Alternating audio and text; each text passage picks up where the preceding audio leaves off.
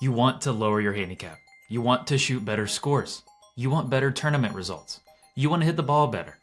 Of course, but ask yourself, are those things actually within your control? Can you actually make your scores lower? Can you actually lower your handicap? If you're like most golfers, you'd probably say, well, yeah, of course I can. But think of it like building a house. You can't just wake up one day and magically make a house be built. If you look at the massive project of building a house and say, I need to make this happen, you'll probably be overwhelmed by everything that you need to do. But you can start with the very first thing on the list. First, you probably have to clear some trees and get the land ready. And then you got to do the next thing.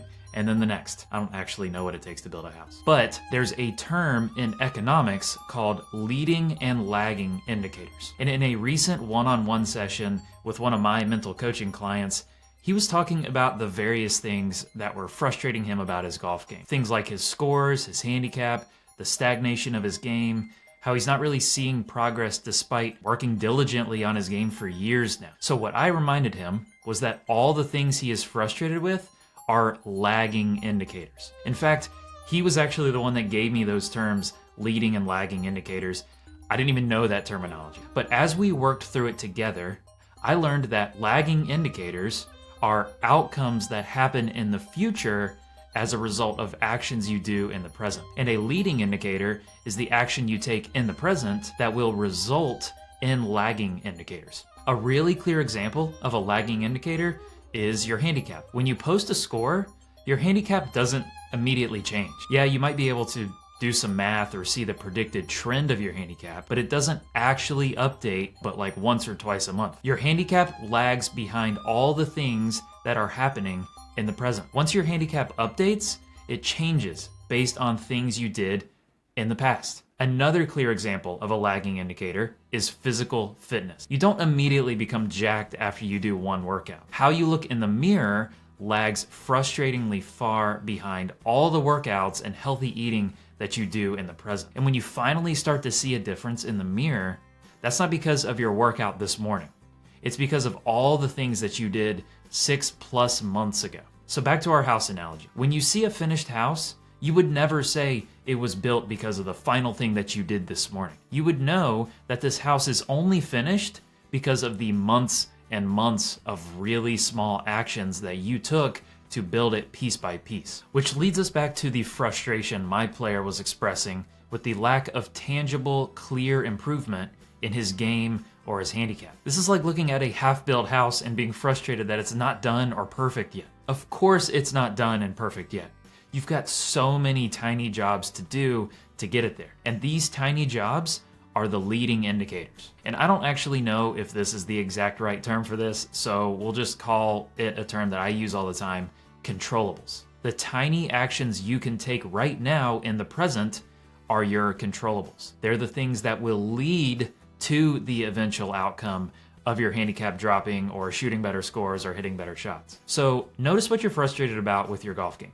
Is it a controllable or is it actually a lagging indicator? Turns out almost everything in golf that we tend to get frustrated with is a lagging indicator, something we can't actually directly control. After you get done with a round of golf and someone asks you how you played, you probably go on to list a bunch of lagging indicators. The bad break you got on hole 7, the snap hook on hole 13, the 5 3-putts you hit, the bombed drive on 18, or the constant lip outs that you had all day. None of these things are directly in our control. They might feel like it, but they are truly all eventual outcomes of some action we took. Yet we lament and get frustrated about these things because we're in desperate need of seeing good results. But what we miss are all of the tiny actions that we control that are actually important. Things like our commitment level, the level of focus we bring to each shot, paying attention to the details, picking good targets, letting it rip with freedom, and acceptance of results. Basically, the how of our golf,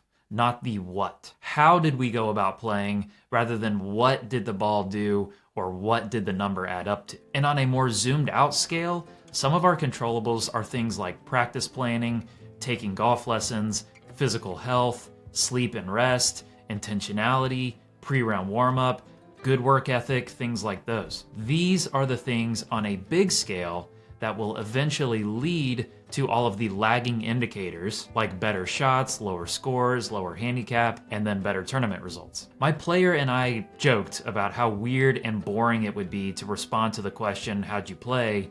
With things like, man, I really just trusted my process today. My attitude was great, even when it was going bad. I accepted whatever was happening out there. Your friend would probably say, dude, chill. I just want to know what you shot. And that's because they probably just want an opportunity to lament about their own stuff, which will most likely be all of those uncontrollable lagging indicators. So what's the point here? The point here is to notice the things that frustrate you and then ask yourself, are these things I can actually literally control, or are they just lagging indicators? We need to let go of the lagging indicators and trust that if we put in good work, that will eventually lead to good things happen, like showing up to the unbuilt house and hammering one nail in at a time, knowing that eventually the house will be finished. So dedicate yourself to those tiny actions that you can actually affect in the present. They will eventually lead to the outcomes that you desire. If you want more like this, you should sign up for my weekly golf newsletter, The Mental Regrip. The link to subscribe will be in the show notes. Get out there and play freely, and I'll catch you guys next time.